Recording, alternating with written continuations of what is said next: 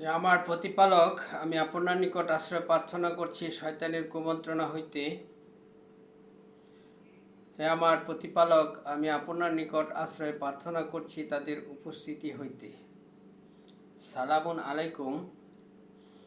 কোরআন থেকে জানতে চাই, আমি মহিউদ্দিন। আমি এখন আলোচনা করব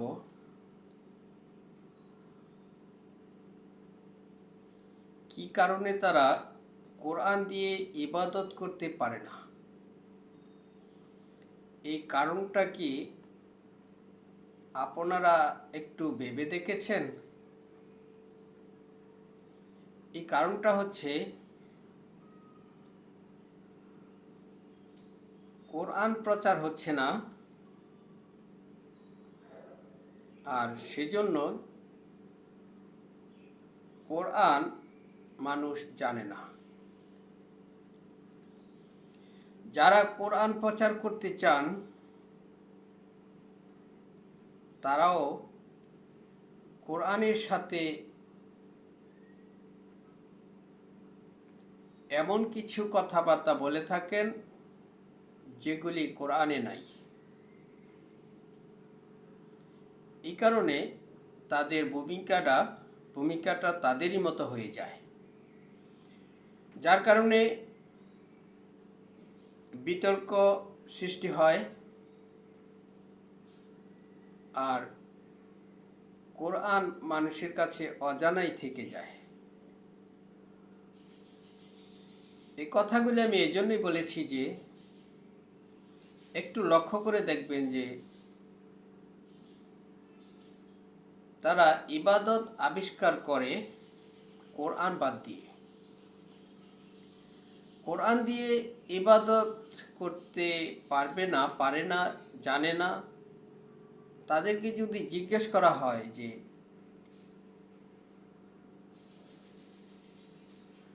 কোরআন মেনে চলা যাচ্ছে না কেন, তারা বলবে কোরআন মানলে নামাজ পড়ব কিভাবে, জাকাত দিব কিভাবে, রোজা রাখবো কিভাবে, হজ করব কিভাবে। অর্থাৎ কোরআনে শুধু এগুলি বলা হয়েছে, কিভাবে করতে হবে সেগুলি বলা হয় নাই। তারা এই কথাটা এজন্যই বলে যে তারা কোরআন জানে না বলে এ কথা বলে। কোরআন কি বলেছে, কোরআন কেন? আসুন আমরা আগে কোরআনের ব্যাপারটা জেনে নেই। এই কোরআন আল্লাহ রাব্বুল আলামিন আসমান, জমিন এবং পাহাড় পর্বতের নিকট পেশ করেছিলেন, কিন্তু তারা সেটা গ্রহণ করতে অস্বীকৃতি জানালেন। সূরা আহজাবের ৭২ নম্বর আয়াতটা পড়ে দেখবেন। কিন্তু মানুষ বড়ই অজ্ঞ, জালিম, তারা সেটা গ্রহণ করেছে।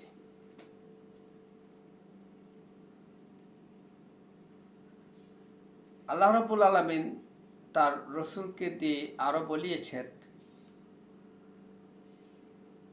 সূরা সাজদা আয়াত নম্বর ২১। সেখানে বলেছেন যে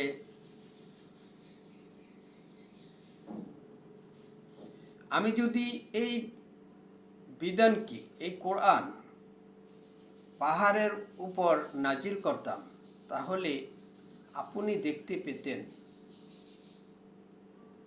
এর ভয়ে পাহাড় দ্বিখণ্ডিত হয়ে যেত, দুই ভাগে বিভক্ত হয়ে যেত, নুয়ে যেত, বিনয়ী হয়ে যেত যদি নাজিল করতাম পাহাড়ের উপরে। এগুলি দিয়ে মানুষদেরকে আল্লাহ রাব্বুল আলামিন বুঝাতে চেয়েছেন যে এই বিধান, এই কোরআন তারা গ্রহণ করেছে, কিন্তু তারা অতিশয় জালিম, তারা বোকা, অজ্ঞ। বুঝতে হবে এই কোরআন থাকা সত্ত্বেও কোরআনের বাইরে বিধান দেওয়া, বিধান রচনা করা, আবিষ্কার করা, ইতিহাস রচনা করা, এগুলি কোরআনের সাথে চলে না। কোরআন হচ্ছে এক মহাসত্য। সূরা আম্বিয়ার 18 নম্বর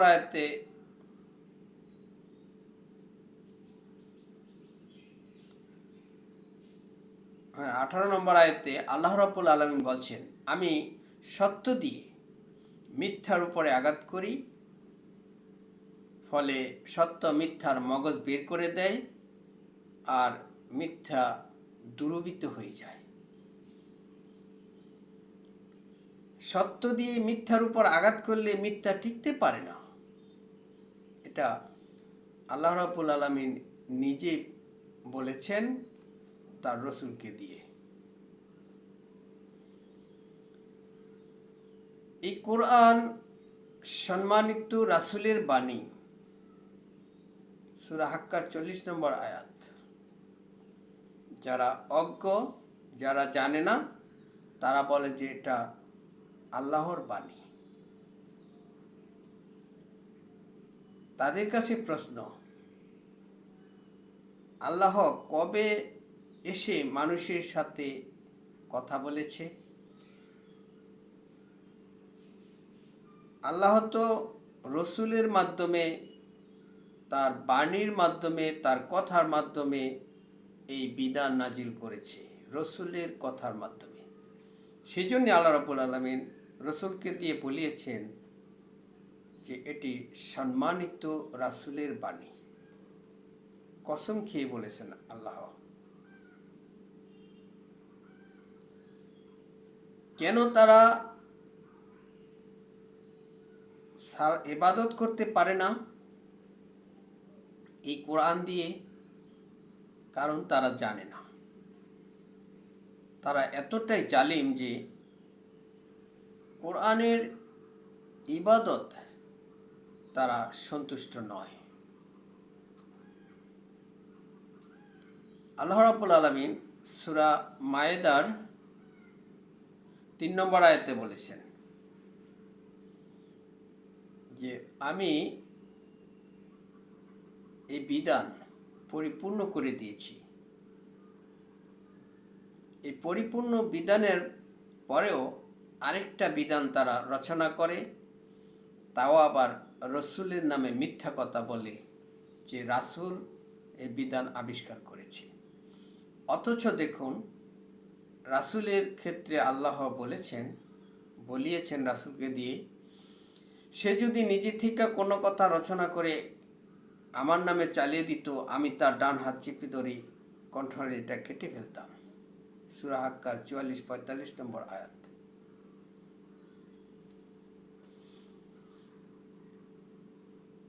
এই কোরআন শুধুমাত্র কোরআন প্রচার করার জন্যই রাসূল প্রেরণ করেছেন,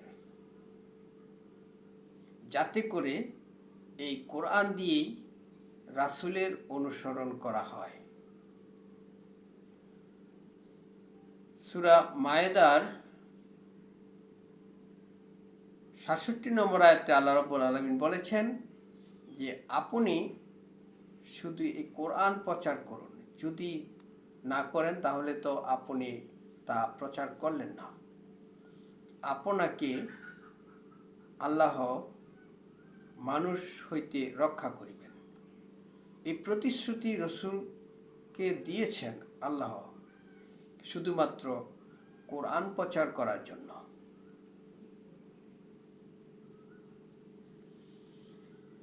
এই কোরআন প্রচার করলে এই কোরআন মানুষ জানতে পারবে, বুঝতে পারবে।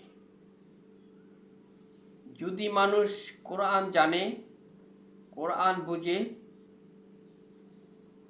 তাহলে জানবে রাসূলকে, বুঝবে রাসূলকে, বুঝবে ইবাদত যেভাবে রসূল করেছে। সূরা নিসার ৬৬ নম্বর আয়াতে আল্লাহ বলিয়েছেন রাসূলকে দিয়ে যে আমি তো শুধু আমার রসূলকে এজন্যই নাজিল করেছি, আমার রসূলকে এজন্যই প্রেরণ করেছি যাতে করে আমার বিধান দিয়ে তাকে মেনে চলা হয়, অনুসরণ করা হয়। যারা আমার বিধান দিয়ে রসূলকে অনুসরণ করলো, যারা রাসূলকে অনুসরণ করলো, তারা আল্লাহকেই অনুসরণ করলো, তারা আমাকেই অনুসরণ করলো। সূরা নিসার ৮০ নম্বর আয়াত। এভাবে আল্লাহ রাব্বুল আলামিন বলেছেন এই কোরআন প্রচার করতে, যাতে করে মানুষ জানতে পারে কিভাবে রাসূলকে অনুসরণ করবে। এবার আসুন ইবাদতের ব্যাপারটা কি। তাদেরকে যখন জিজ্ঞেস করা হয় কেন তোমরা কোরআন অনুসরণ করে ইবাদত করছো না, তারা বলে এই কোরআন শুধুমাত্র কোরআন মানলে আমরা নামাজ পড়তে পারবো না, অর্থাৎ ইবাদত করতে পারবো না, যাকাত দিতে পারবো না, রোজা রাখতে পারবো না, হজ করতে পারবো না। কিভাবে করব শুধুমাত্র কোরআন দিয়ে? কোরআনে তো তারা বলে আর কি যে কোরআনে তো শুধু বলা হয়েছে নামাজ কায়েম করো, যাকাত দাও, রোজা রাখো ইত্যাদি। তারা এই কারণে এই কথাগুলি বলে, তারা তো কোরআন সম্বন্ধে জানে না। আর যারা জানে, যদিও জানে, আমি সবাইকে বলছি না যে জানে না, যদিও জানে তবে তাদের মনোপুত হয় না, যার কারণে তারা বিকল্প বিধান আবিষ্কার করে নিয়েছে এই ইবাদতগুলি করার জন্য। আর রাসূলের নামে মিথ্যা কথা বলছে যে এই ইবাদত রাসূল দিয়েছে, রাসূল আবিষ্কার করেছে।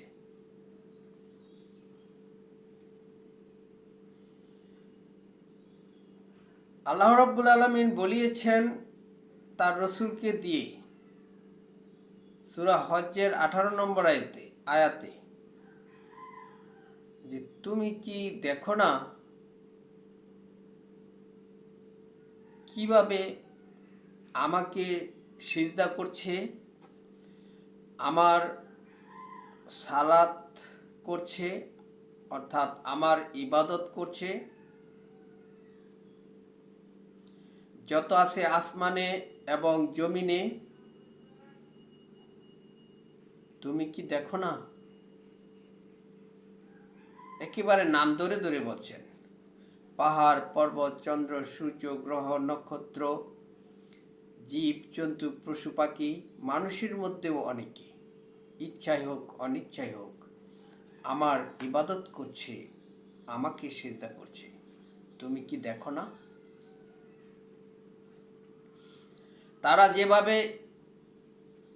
তারা তাদের ইবাদতের পদ্ধতি জানে, তারা যেভাবে ইবাদত করছে সে ব্যাপারে আমি অবগত আছি। সূরা নূরের 41 নম্বর আয়াত। তো আল্লাহ রাব্বুল আলামিন সৃষ্টি করেছেন সমস্ত কিছু, যত আছে আসমানে এবং জমিনে। এর মধ্যে দেখুন তো সকল সৃষ্টি আল্লাহর ইবাদত করছে, সেটা কিভাবে করছে তুমি কি দেখো না? একেবারে আঙ্গুল দিয়ে দেখিয়ে দিয়েছেন। চন্দ্র, সূর্য, গ্রহ, নক্ষত্র, পর্বতমালা, বৃক্ষলতা, জীব জন্তু, মানুষের মধ্যে অনেকে তারা ইবাদত করছে, সিজদা করছে। তুমি কি দেখো না?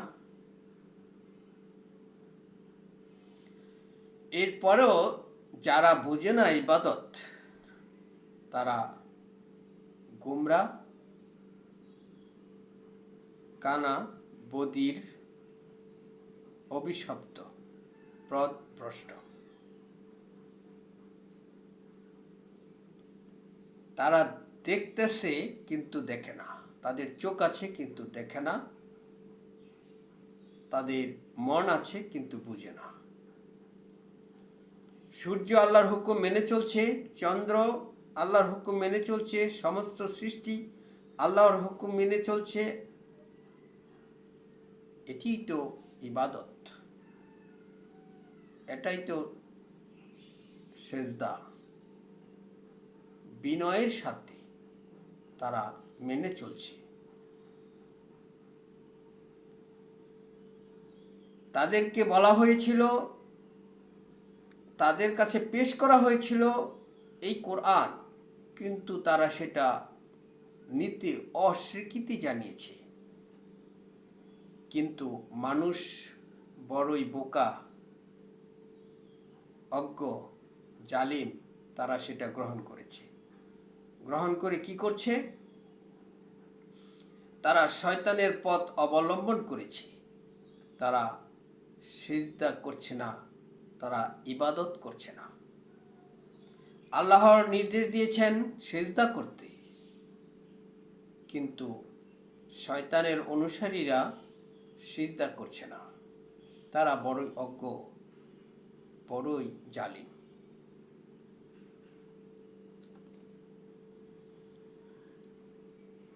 সূরা সাজদা 13 নম্বর আয়াতে আল্লাহ রাব্বুল আলামিন বলছেন যে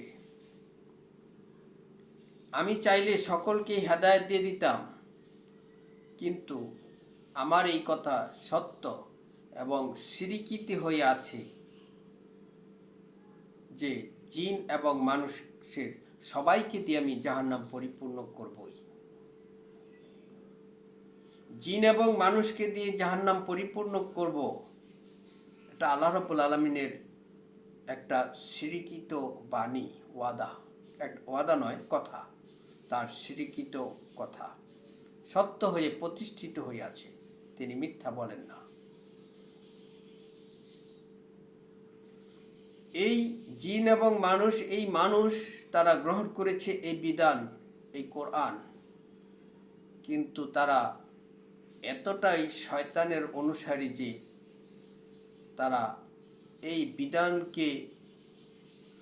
বিধান পেয়ে তারা সন্তুষ্ট নয়।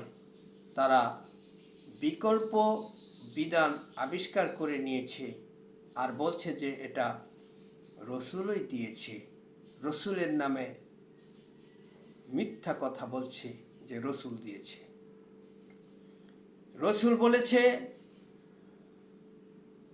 আমি শুধু তোমাদেরকে ওহীর দ্বারাই সতর্ক করছি।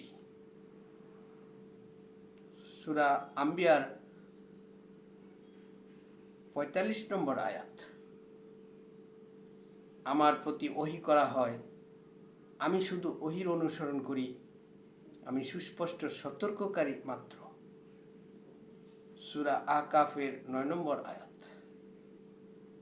আমি তোমাদেরকে এই কথাগুলি বলতাম না যদি আল্লাহ না চাইতেন, তিনিও বলতেন না যদি তিনি ইচ্ছে না করতেন।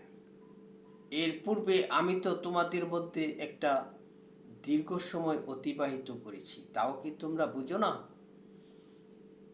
সূরা ইউনূসের 16 নম্বর আয়াত। যে জায়গায় রাসূল বলেছে আমি শুধু ওহীর অনুসরণ করি, শুধু ওহীর দ্বারাই সতর্ক করি, এই কথাগুলিও আমি তোমাদেরকে বলতাম না যদি আল্লাহ না চাইতেন। তোমরা কি বুঝো না তোমাদের মধ্যে একটা দীর্ঘ সময় অতিবাহিত করেছি এই ওহী আসার পূর্বে? তখন তো আমি এই কথাগুলি বলি নাই। তো মানুষ বড়ই জালিম, বড়ই অজ্ঞ যে তারা এই ওহীর বাইরে কথা বলে, ওহীর বিধানের বাইরে বিধান রচনা করে, আবার রসুলের নামে মিথ্যা কথা বলে যে রসুল এই বিধান দিয়েছে। সে যদি নিজে থেকে কোনো কথা রচনা করে আমার নামে চালিয়ে দিত, আমি তার ডান হাত চেপে ধরে কণ্ঠনালীটা কেটে ফেলতাম। সূরা হাক্কার 44-45 নম্বর আয়াত। অথচ তারা বলছে রসুল নাকি আরেকটা বিধান দিয়েছে এই কোরআনের বাইরে। তারা বড়ই জালিম। তারা গ্রহণ করেছে এই কোরআন, কিন্তু বেখবর হয়ে পড়ে আছে। তারা পরিত্যাজ্য করে ফেলে রেখেছে এই কোরআন। তাদেরকে বলা হয়েছে শুধু এই কোরআন প্রচার করতে, কিন্তু তারা কোরআনের সাথে মিথ্যাও প্রচার করছে। তারা ইতিহাস রচনা করছে। তারা শয়তানের অনুসারী হয়ে নিজেদেরকে পবিত্র মনে করছে যে তারা অত কিছু পারে, অত কিছু জানে। তারা ইতিহাস, কিচ্ছা কাহিনী, উপন্যাস, অসার বাক্য যাকে বলে, সেগুলি তারা ব্যবহার করে, সেগুলি তারা রচনা করে, তারা নিজের পাণ্ডিত্যকে জাহির করে। সূরা নিসার ৪৯ নম্বরে আয়াতে আল্লাহ রাব্বুল আলামিন তার রসুলকে দিয়ে বলিয়েছেন যে, আপনি কি দেখেন না যারা নিজেদেরকে পবিত্র মনে করে, অথচ আল্লাহ যাকে ইচ্ছা তাকে পবিত্র করে থাকে।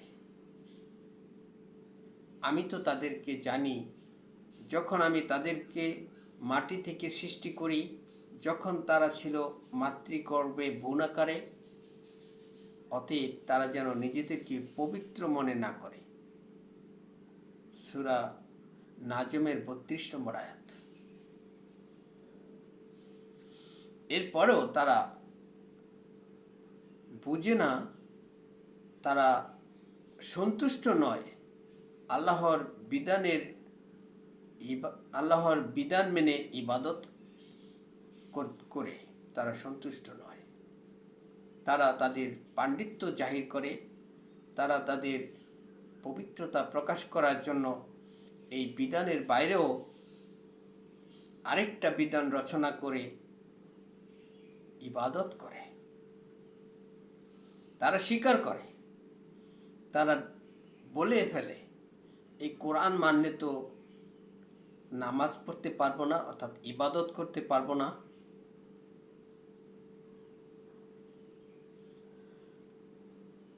বলে সত্যি কথাই, যে বিধান তারা, যে ইবাদত তারা আবিষ্কার করেছে, এই বিধান তো সত্যিকার অর্থেই কোরআন মানলে বাতিল হয়ে যাবে। বড় দুঃখ লাগে যখন কোরআনের প্রচারক দাবিদার সে আবিষ্কার করে সালাত, রুকুর আবিষ্কার করে, সিজদার আবিষ্কার করে।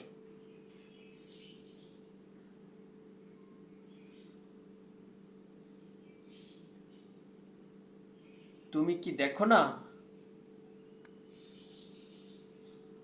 তারা কিভাবে আমাকে সিজদা করছে? সূরা হজ্জের 18 নম্বর আয়াত। কিন্তু তারা এতটাই কানা, এতটাই অন্ধ যে তারা সেটা দেখে না। তারা যদি দেখতো তাহলে তারা এই মাথা নুইয়ে মাটিতে ঠেকিয়ে এই সিজদা তারা আবিষ্কার করতো না। তারা সিজদা আবিষ্কার করত আল্লাহর বিধানের সামনে, তারা নত হয়ে যেত, তারা অকাতরে নির্দ্বিধায় তারা মেনে নিত আল্লাহর বিধান। এই বিধানের বাইরে কোনো বিধান তারা আবিষ্কার করত না। যে নির্দেশ, যে আদেশ, যে নিষেধ করা হয়েছে, সেগুলি মেনে চলার নামই হচ্ছে ইবাদত, সালাত। ৭০ নম্বর সূরার ২৩ নম্বর আয়াতে আল্লাহ রাব্বুল আলামিন বলছেন, তারা সদা সর্বদা সালাতে প্রতিষ্ঠিত থাকে, কায়েম থাকে। এই ইবাদত, এই সালাত, দাঁড়ানো পদ্ধতি, রুকু সিজদার পদ্ধতি, কিভাবে কি করবে সেগুলি পড়তে হবে এই কোরআন থেকে। কোরআন বলেছে, সূরা মুজাম্মিল পড়ে দেখুন, রাসূলকে আল্লাহ অর্ডার করছেন যে আপনি সালাতে দণ্ডায়মান থাকুন রাতের সামান্য পরিমাণ বাদ দিয়ে। সূরা মুজাম্মিলের 2 নম্বর আয়াত। 4 নম্বর আয়াতে বলা হয়েছে, ধীরে সুস্থিরে বুঝে বুঝে কোরআন তেলাওয়াত করুন সালাতের মাধ্যমে। 7 নম্বর আয়াতে বলা হয়েছে, দিনের বেলায় তো থাকে আপনার বহু কাজ। 20 নম্বর আয়াতে বলা হয়েছে,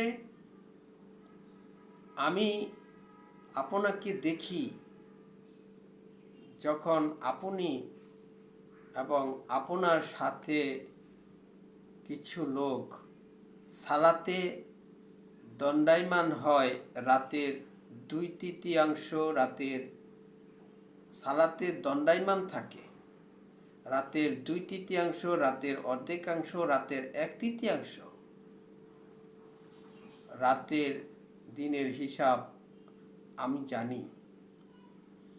অতএব আমি তাদের প্রতি সন্তুষ্ট হয়েছি। অতএব তারা যেন তাদের কাছে যতটুকু সহজ মনে হয় কোরআন তেলাওয়াত করে। তিনি আরো বলেছেন, এদের মধ্য থেকে কিছু লোক জীবন জীবিকার জন্য জমিনে ভ্রমণ করবে, পৃথিবীতে ভ্রমণ করবে। কিছু লোক অসুস্থ হয়ে পড়বে। কিছু লোক জিহাদে রত থাকবে।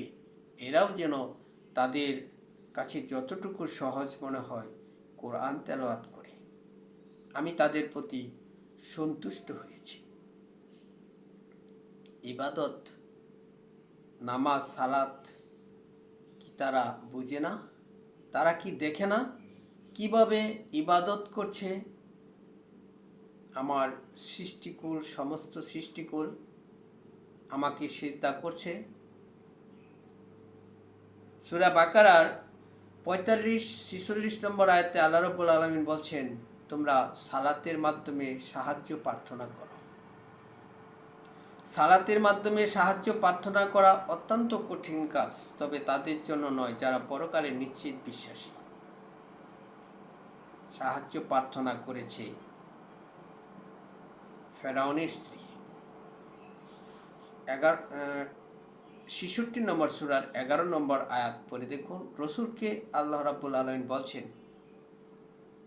আপনি তাদেরকে শুনিয়ে দিন ফেরাউনের স্ত্রীর কথা। সে প্রার্থনা করেছিল, হে আমার প্রতিপালক, জান্নাতে আমার জন্য একটা ঘর বানিয়ে দিও আর অত্যাচারী ফেরাউনের সম্প্রদায় হতে আমাকে রক্ষা করো। তুমি কি দেখো না কিভাবে তারা আমার ইবাদত করছে, আমাকে সিজদা করছে? তো ফেরাউনের স্ত্রী কিভাবে ইবাদত করেছে সেটা আল্লাহ রাব্বুল আলামিন মানুষদেরকে জানিয়ে দেওয়ার জন্য বলেছেন। তারা ইবাদত করতে পারে না কোরআন দিয়ে। ইবাদত সবচেয়ে বড় ইবাদত হচ্ছে আল্লাহর স্মরণ। কি করবেন আল্লাহ তোমাদেরকে শাস্তি দিয়ে? যদি তোমরা কৃতজ্ঞতা প্রকাশ করো, ঈমান আনো। আল্লাহ তো গুণগ্রাহী, সর্বজ্ঞ। সূরা নিসার 147 নম্বর আয়াত। কি করবেন আল্লাহ তোমাদেরকে শাস্তি দিয়ে যদি তোমরা কৃতজ্ঞতা প্রকাশ করো? তো কৃতজ্ঞতা প্রকাশের মাধ্যমটা কি তোমরা কি বুঝো না? কৃতজ্ঞতা প্রকাশের মাধ্যম হচ্ছে আল্লাহর বিধান মেনে চলা, অর্থাৎ আদেশ এবং নিষেধ, মেনে চলা।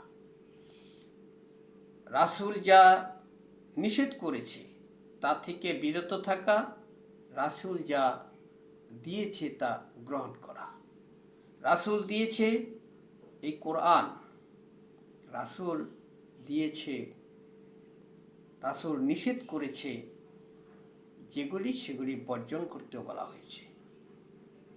রাসূল, অনেকে আবার শুধুমাত্র গনিমতের মাল বন্টনের বিষয়টাই বলে থাকে। রাসূল কি, এটা তো একটা বিষয় মাত্র। আর সবচেয়ে বড় বিষয় তো হচ্ছে রাসূল দিয়েছে বিধান, যে বিধান দেওয়ার মালিক তাকে আল্লাহ তাকে বানিয়েছে। যতটুকু বিধান দেওয়ার মালিক তাকে বানিয়েছে সে ততটুকুই দিয়েছে। সে বলেছে, আমার প্রতি ওহী করা হয়, আমি শুধু ওহীর অনুসরণ করি, আমি শুধু ওহীর দ্বারাই তোমাদেরকে সতর্ক করছি।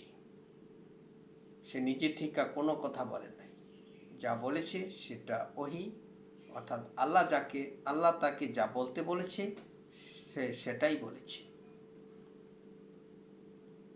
রাসূল যে জায়গায় একটা কথা বানিয়ে বলেন নাই, বাড়িয়ে বলেন নাই, কমও করেন নাই, বেশিও করেন নাই, করতে তাকে দেওয়া হয় নাই। সে যদি করতো তাহলে তার গলাটাই কেটে ফেলা হতো। সে জায়গায় আপনি কোথা থেকে ইতিহাস রচনা করেন যে